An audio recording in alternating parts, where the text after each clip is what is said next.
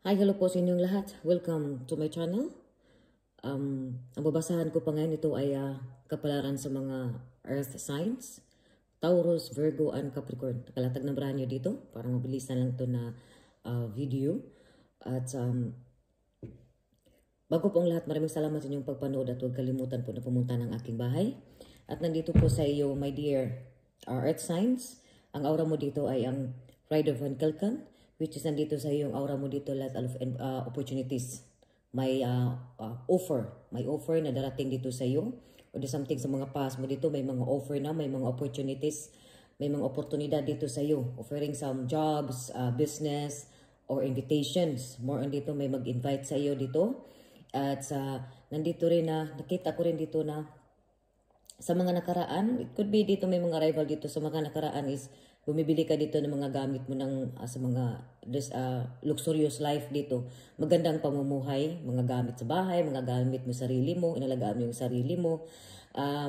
It could be dito sa may mga business din dito or investment or something dito sa iyo na planning ka na nag-offer dito sa iyo ng investment opportunities.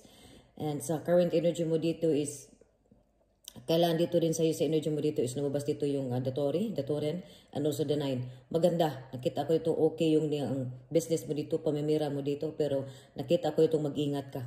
Kung may mga plano ka dito na dapat mong mag-ingat ka dito sa mga gamit mo sa bahay mo, something dito, may pag-iingatan mo itong mga pag-ari-arian mo, yung money mo, yung mga ini-invest mo, ipalo up mo yan, or huwag kang basta-basta dito maglabas ng pera. Kung may mga balak ka ngayon o may mga plano ka, kailangan nga sa ngayon ipagpapaliban mo muna, my dear, in current energy. Nandito din sa iyo sa paparating, your future dito. Nakita ko dito na there's something welfare dito eh. May matatanggap ka dito ng pera. It's all dito may mga tulong din. May mga about dito sa finances, sa family. Maaari itong you have something, ikaw ba itong may pera o something dito sa family mo, loved ones mo dito?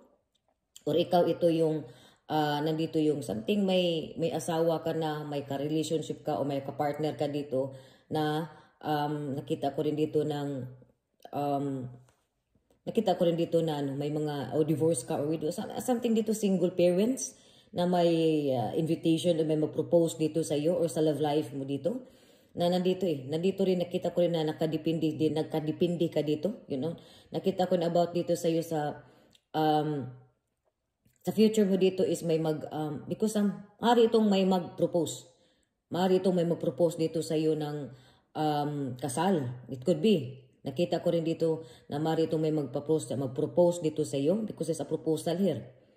And dito lang sa iyo is you are scared. Ang iba dito is you are scared of taking risk.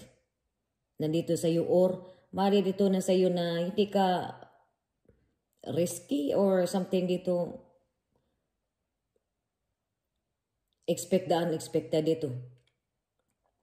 So kailangan mo din dito sa ano mo dito, kaya sa ngayon ipagpaliban mo muna or may mga ipagpalipas mo muna yung mga decision mo dito. Kailangan mo munang pag-isip kasi dito sa mga nangyari dito sa iyo sa mga finances mo dito sa investment, mag-ano ka dito, mag-research ka, pag-anuhan mo yan, no? Magtanong-tanong ka. Kumbaga dito sa iyo wag kang basta-basta dito maglabas ng pera sa mga decision mo.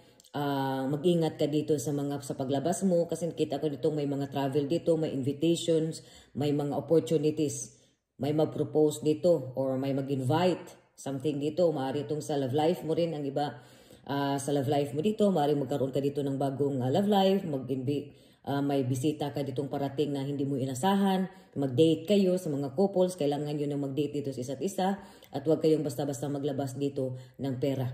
Dito rin sa iyo, lalo na dito sa pag-invest kasi nakita ko ito may pera eh.